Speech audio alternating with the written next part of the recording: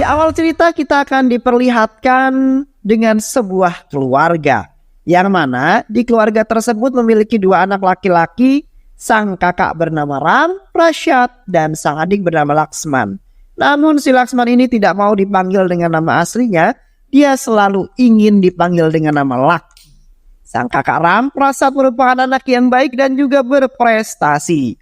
Berbanding terbalik dengan adiknya si Laki yang justru malah jadi seorang berandalan yang sangat nakal. Dan biasa-biasa aja, dan sering sekali terlibat perkelahian. Setiap kali si Laki pulang, pasti ia dalam kondisi babak buyut. Sedangkan Ram Prasad itu selalu membanggakan kedua orang tuanya karena prestasi yang ia raih. Kedua saudara ini walaupun selalu berkelahi, tapi tetap saja mereka adalah saudara satu darah, satu ibu, dan satu bapak. Kondisi mereka tidak berubah sama sekali, tetap sama meski mereka sudah beranjak, sudah dewasa. Ram Prasad yang memang sudah pintar dari kecil, menjadi seorang inspektur polisi yang jujur dan juga berdedikasi tinggi, berkomitmen tinggi, berloyalitas tinggi untuk negaranya. Sedangkan Laki justru malah menjadi jamet di kotanya. Namun Laki ini bukan sembarangan preman. Dia adalah preman yang baik dan tidak barbar. Bahkan ia juga berperilaku baik kepada setiap orang.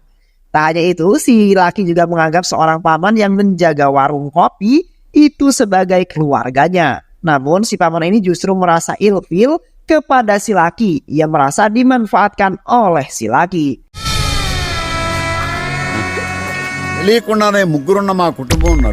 Di sisi lain kita akan diperlihatkan dengan seorang om-om bernama si Faredi dan anak buahnya yang sedang menahan pasukan polisi di bawah todongan senjata miliknya.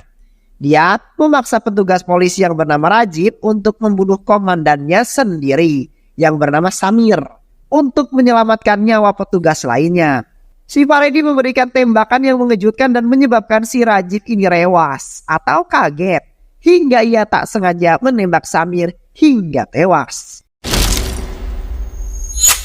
Saat di pemakaman si Samir, saat itu ada seorang lelaki sepuh yang mengatakan kepada Rajib, walau Samir telah meninggal namun perjuangannya akan tetap hidup dan akan menumpas segala kejahatan yang ada di daerah tersebut. Sementara itu Laki pergi ke sebuah mall. Saat itu ia terjebak dalam sebuah lift, yang mana di dalam lift itu juga ada seorang wanita yang cantik bernama Sepandana. Di sana Laki menjerit histeris karena ketika berada di lift, karena liftnya rusak. Namun si Sepandana ini tetap kalem dan stay cool aja. Padahal sebenarnya di dalam hatinya dia lebih menjerit lebih keras daripada si Laki. Singkat cerita, Ram Prasad yang baru saja pulang dari kantornya mendapati sang adiknya sedang bersenang-senang dengan temannya. Mereka semua minum minuman tuak. Laki memanas-manasi kakaknya. Ia mengatakan bahwa kakaknya ini cemen dan gak punya teman. Bahkan kehidupannya itu sangat membosankan sebagai seorang polisi. Ram yang mendengar hal itu membuatnya terpancing oleh ocehan adiknya. Akhirnya ia pun kemudian memanggil bawahannya dan mengajak mereka semua untuk pesta tuak di rumahnya. Saat itu muncullah ide jahil dari sang adik. Si Laki ini sengaja memanggil teman-teman wanitanya dan mengajaknya pesta di rumah. Saat itu Ram Prasad dan kawan-kawannya yang mabok akhirnya tak dapat menahan hawa nafsunya. Mereka semua tergiur dan ikut berjoget bersama wanita-wanita seksoi itu. Lalu si Laki menelpon atasan Ram Prasad. Saat itu juga atasannya pun datang dan memarahi Ram Prasad. Ia mengatakan bahwa untuk apa ini semua? Kalian mempermalukan kepolisian.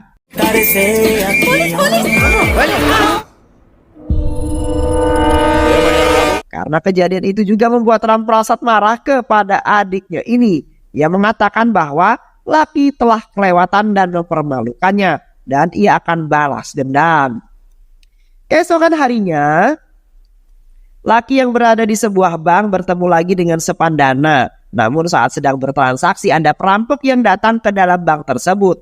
Saat perampok itu melihat Sepandana, ia bingung karena Sepandana sama sekali tidak ketakutan. Sepandana memberikan sikap watados atau wajah tanpa dosa. Kejadian itu malah membuat perampok tidak fokus, dia hanya memperhatikan Sepandana.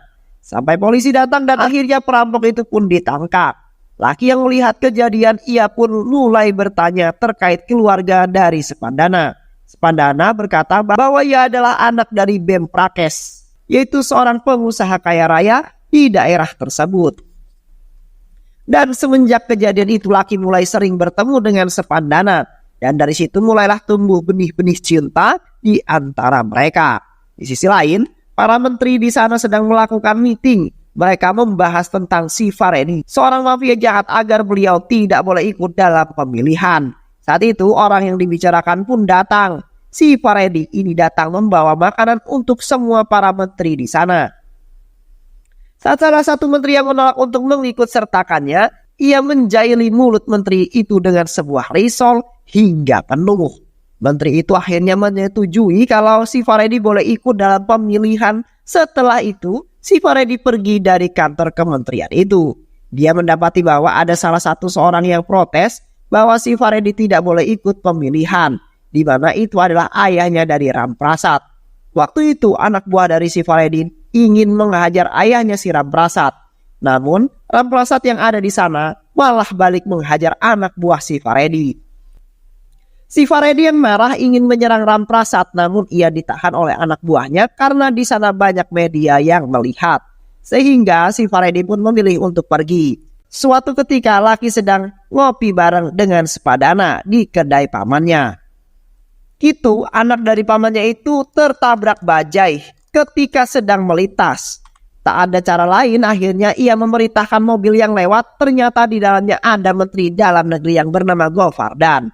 Akhirnya Kitu dibawa ke rumah sakit dengan mobil itu. Govardan mengangkat Kitu ke keranjang rumah sakitnya. Dan saat itu banyak media yang melihat apa yang dilakukan oleh menteri itu. Menteri Govardan pun ditanya apakah itu kerabat atau saudaranya. Namun saat itu Laki keluar dari rumah sakit mengatakan bahwa ini bukan siapa-siapa Menteri Govardan. Dan menteri itulah yang menolong anak ini serta membawanya dia melakukan hal yang baik. Menteri ini patut menjadi panutan negara. Hal tersebut dengan cepat viral di sosmed. Bahkan masyarakat menyanjung Menteri Govardan. Karena kejadian ini, hal itu membuat Menteri Govardan sangat berterima kasih kepada Laki. Karena membuat dirinya terkenal. Laki kemudian membiayai semua biaya rumah sakit Kitu. Ayah Kitu alias si paman ini yang menganggap Laki hanya memanfaatkannya, saat itu juga merasa bahwa dirinya salah menilai Laki. Ia mengucapkan banyak terima kasih kepada Laki. Sepandana akhirnya jujur kepada ayahnya. Ia mengatakan bahwa dirinya jatuh cinta kepada seorang laki-laki jamet yang bernama Laki. Ayahnya itu pun langsung menemui Laki yang ada di suatu tempat, namun di sana justru Laki mendapatkan serangan dari orang-orang yang ternyata orang-orang tersebut adalah ayah dari keluarga dari mantan pacarnya. Hal itu kemudian menjadi beban pikiran sendiri untuk ayahnya Sepandana. Sesaat kemudian Laki mendatangi rumah Sepandana, ternyata di sana ayah Sepandana itu malah marah-marah kepada Laki. Karena kakak dari Laki alias si Ramprasad ini telah menelpon ayahnya Sepandana.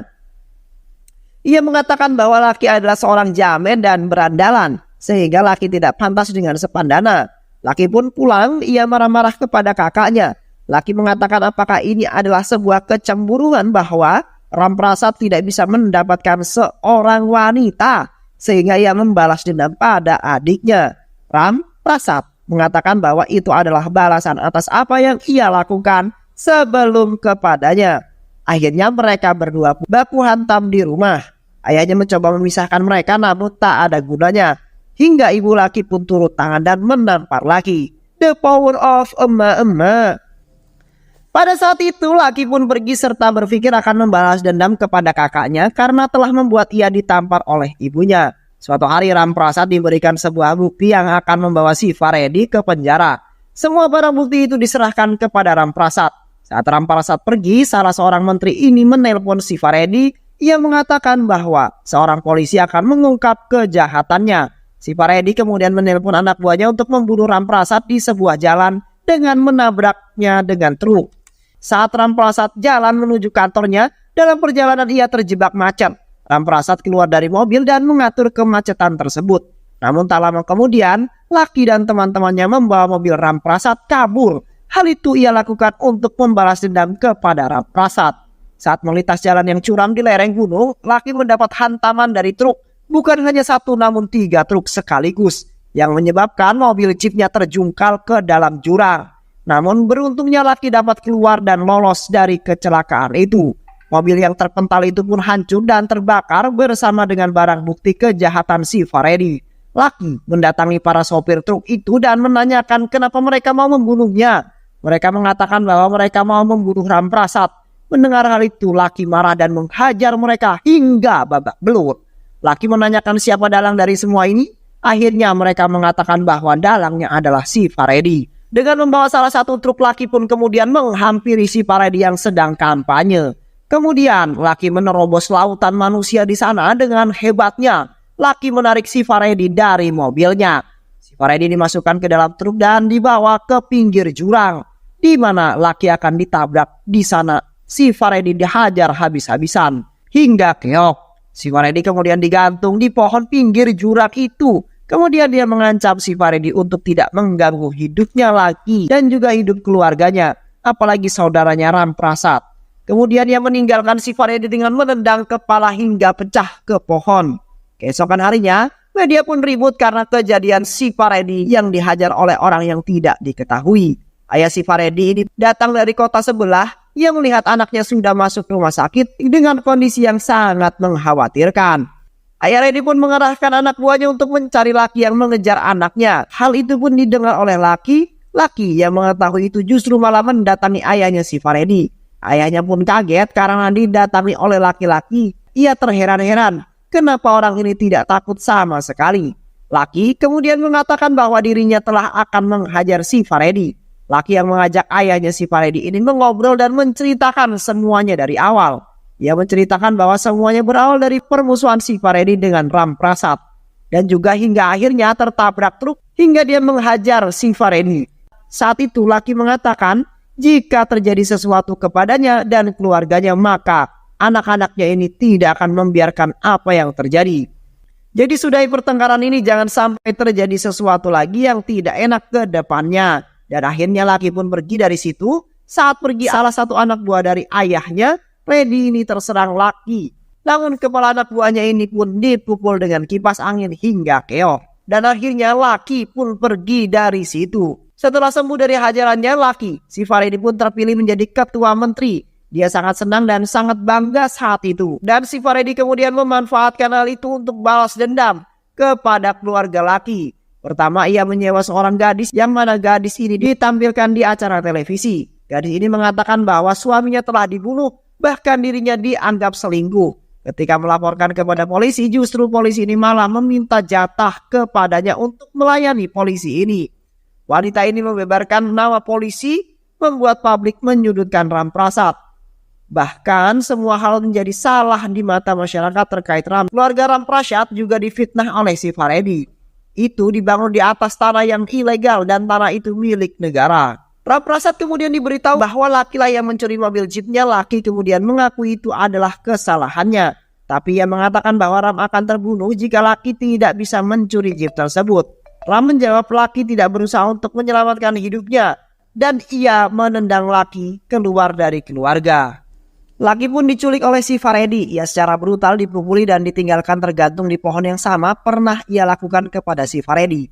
Waktu itu saat si Faredi mengancam Lucky, namun justru berbalik Lucky yang malah mengancam balik si Faredi dan menyebabkan mereka takut dan pergi. Lucky lolos dan berencana untuk membalas dendam kepada si Faredi dengan bantuan dari Menteri Dalam Negeri, si Govardan, yang berhutang kepada Lucky atas jasanya yang membuat Govardan terkenal saat disanjung banyak orang.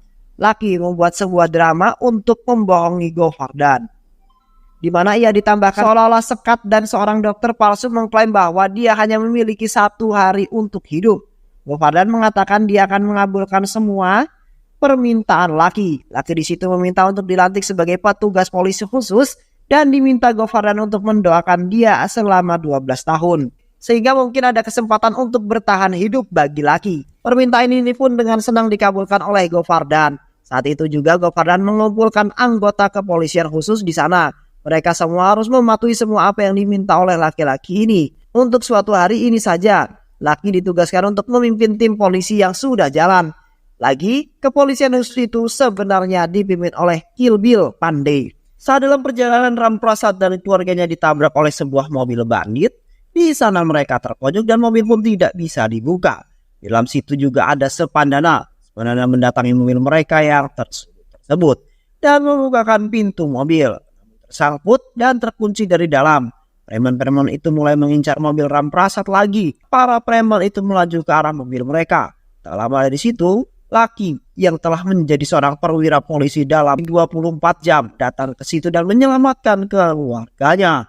Seketika mobil para preman ini pun mengerem mendadak karena ada motor laki yang menghalangi. Preman-preman ini pun terpental dari dalam mobilnya. Kota polisi khusus yang dipimpin oleh Kill Bill Pandey pun datang dan menangkap para preman ini. Kill Bill bukannya membawa mereka tapi malah menembak mereka hingga tewas. Ramprasad yang melihat hal itu langsung marah. Ia merasa bahwa perbuatan itu jahat dan tidak manusiawi. Namun si laki ini justru malah membuat Ramprasad masuk ke dalam sel agar aman dari si Freddy. Laki memerintahkan anggota khusus untuk menangkap Ramprasad dan menjebloskannya ke penjara. Laki kemudian melanjutkan rencananya dengan mentargetkan pabrik-pabrik milik si Freddy dan pura-pura tak tahu kalau itu milik si Freddy. Saat mereka mendatangi pabrik minuman keras si Freddy, laki menelponnya dan berkata kalau pabrik ini bukan miliknya dan akan dimusnahkan. Namun si Freddy berkata kalau itu miliknya. Mendengar hal itu, laki pun mengurungkan niatnya karena mendapatkan telepon dari si Freddy. Selanjutnya akan menggunakan trik yang sama ketika mereka menggerebek pabrik obat-obatan palsu. Saat itu juga laki mendapat telepon dari si Freddy karena pabrik itu juga milik si Freddy. Laki pun meninggalkan pabrik itu dengan tenang. Namun saat di kantor polisi, laki menelpon si Freddy karena mereka telah terus menggerebek pabrik. Laki kemudian meminta daftar pabrik yang dimiliki oleh si Freddy agar laki tidak salah gerebek lagi. Si Freddy pun mengiyakan permintaan laki karena sebelumnya dia tak tahu bahwa itu adalah laki. Kill Bill Pandey pun diperintahkan datang ke tempatnya si Freddy untuk mengambil data pabrik kepemilikan si Freddy.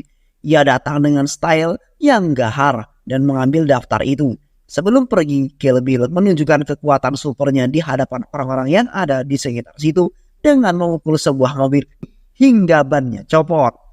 Daftar pun telah didapatkan. Laki kemudian memerintahkan untuk menghubungi semua saluran media dan mengatakan ke media apakah mereka mau berita yang trending. Kalau mau berita kalian trending, maka ikuti kami polisi khusus.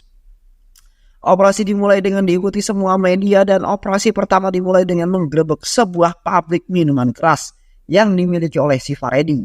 Disiarkan ke seluruh saluran televisi dan akhirnya satu pabrik si Freddy dengan resmi ditutup. Operasi dilanjutkan dengan mendatangi pabrik obat-obatan palsu. Media pun ikutan meliput itu semua. Bahkan semua obat-obatan palsu itu dibakar dan disiarkan secara live di televisi. Akhirnya pabrik ini pun juga resmi ditutup. Selanjutnya pun penggerebekan pabrik pupuk yang dimiliki oleh si Freddy. Yang ternyata pabrik itu adalah tempat penyelundupan narkoba. Hal itu pun disiarkan ke seluruh televisi. Bahkan negara bagian pun terguncang terkait masalah ini. Pabrik ini juga resmi ditutup. Di sisi lain, si Renny justru sedang bersenang-senang mendengarkan musik. Anak buahnya lalu datang dan menghampiri si Freddy. Dia mengatakan apa yang telah terjadi, bahwa pabriknya telah ditutup semua. Dan Kill Bill Pandey itu telah menipu kita. Si Freddy kemudian menelpon nomornya Kill Bill Pandey. Namun dia tidak tahu kalau Kill Bill Pandey itu sedang bersama awak media. Saat itu media bertanya dan mengkonfirmasi apakah pabrik yang digerebek itu adalah milik si Freddy. Si Freddy yang tidak tahu itu mengiyakan bahwa itu semua adalah miliknya. Awak media pun akhirnya kalian tahu bahwa itu semua bisnis ilegal dan juga penyelundupan narkoba itu merupakan milik si Freddy.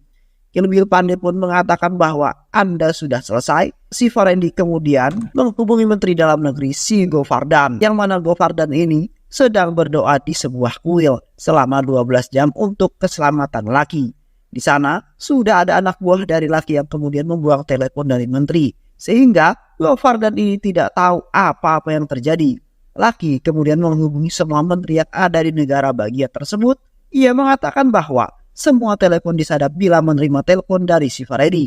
Si Freddy merasa bingung karena semua menteri tidak ada yang mau menerima telepon darinya. Di sisi lain, laki dan para polisi khusus ini yang dipimpin oleh Pandey kemudian melanjutkan operasinya. Mereka lanjut dengan menggerebek sebuah gudang penyelundupan senjata. Kill Bill pandai sempat menukar senjatanya lalu melaporkan pabrik penyelundupan senjata itu ke awak media. Dan pabrik itu pun ditutup. Berlanjut dengan konstruksi bangunan yang saat itu sedang dibangun oleh si Faredi. Dengan sigapnya, para polisi khusus ini merobohkan bangunan itu dengan bom hingga rata. Operasi mereka dilanjutkan dengan menangkap anggota anak buah si Faredi yang melakukan penjualan manusia. Saat itu juga penggerebekan dilakukan. Lalu anak buah si Faredi semuanya dibunuh untuk menyelamatkan para gadis yang akan dijual. Bahkan saat itu juga nama Kill Bill Pandey sangat terkenal di negara itu karena terus menggerebek usaha ilegal yang dilakukan oleh si Faredi. Ajudan Menteri si Faredi, si Hanomaya yang mendukung si Faredi pun tidak luput. Namun sebelum kedatangan polisi khusus, mereka sudah membuang semua bukti. Tapi Kill Bill Pandey ini sangat cerdas. Dia membuat senjata selundupan yang ada di pabrik si Faredi itu dibawa ke kediaman menteri dan menyatakan itu temuan mereka di rumah kediaman si menteri. Sehingga dengan hal itu menteri pendukung si Faredi pun akhirnya dapat ditangkap.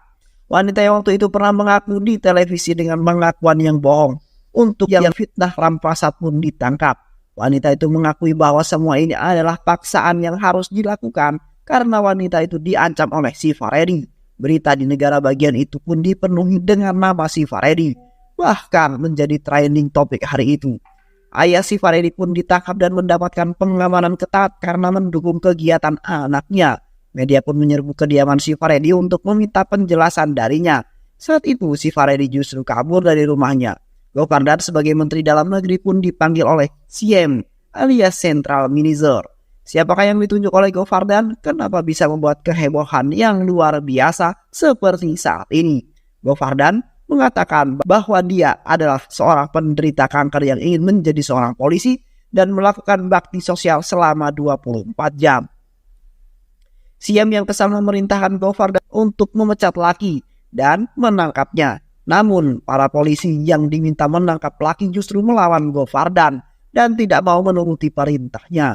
Govardan yang tidak berhasil membujuk polisi ini akhirnya mendatangi saudari dari Lucky untuk menghentikan Lucky karena hanya dia yang dapat menghentikannya. Namun justru si Freddy terdiam saat media gempar dengan semua bisnis si Faredi ditutup. Si Faredi pun mulai kabur dari sana dan dia ditangkap oleh Kill Bill Pandey. Si Faredi menanyakan siapakah sebenarnya dalang dari semua ini. Kill Bill hanya mengatakan tanyakan sendiri ke hatimu, maka kamu akan mengetahuinya. Di situ datanglah si Lucky. Si Faredi menghajar Lucky, namun ketika Lucky melawan kondisi pun berbalik. Si Faredi dihajar habis-habisan dan misi Lucky pun selesai. CM marah kepada bawahannya karena hari itu sangat mengguncang negara bagian. Media pun menjadi heboh karena hal tersebut. Bahkan media mengatakan apakah ini semua misi pemerintah untuk menumpas kejahatan. Lucky dan si Faredi pun ditangkap oleh kepolisian. Saat mereka di ruang tahanan mereka didatangi oleh CM. Dan CM marah, ia mengatakan sampai hati, saya harus datang untuk melihat kalian. Si Faredi diminta untuk menghukum adiknya, namun si Freddy malah membela si Lucky dan mengatakan kalau Anda menangkap Lucky dan mengungkapkan ini semua, apa kata masyarakat? Masyarakat sudah percaya pada pemerintah. Bahkan mereka akan memilih pemerintah untuk tahun ke depannya. Akhirnya Menteri Dalam Negeri dan Siam pun berkompromi dengan mereka berempat, termasuk juga Lucky dan Ram Prasad. Mereka sepakat untuk mengatakan bahwa semua ini adalah misi pemerintah untuk membuat nama pemerintah jadi baik di mata masyarakat. Lucky kemudian ditawari untuk menjadi polisi yang sebenarnya. Tapi Lucky menolak. Ia justru malah menawarkan kakaknya saja sebagai seorang polisi. Karena dengan adanya kakaknya pun sebagai polisi yang jujur, negara ini akan menjadi lebih aman. Lucky akhirnya meminta sebuah hadiah visa untuk bisa pergi ke luar negeri. Dan film pun selesai. Pada umumnya, alasan mengapa orang lain membencimu adalah karena mereka menganggapmu sebagai ancaman. Karena mereka membenci diri mereka sendiri atau karena mereka ingin menjadi sepertimu. Hati pembenci tidak pernah damai, pikiran pembenci tidak pernah bersih, dan mata pembenci tidak pernah betul-betul terbejam. Membenci itu melatih dan merusak kehidupan. Jangan membenci ya sahabat. Terima kasih sudah menyimak video-video Loka 21 Revive. Semoga sahabat semua terhibur dan sampai bertemu lagi di video-video berikutnya. Sehat selalu. Wassalamualaikum warahmatullahi wabarakatuh.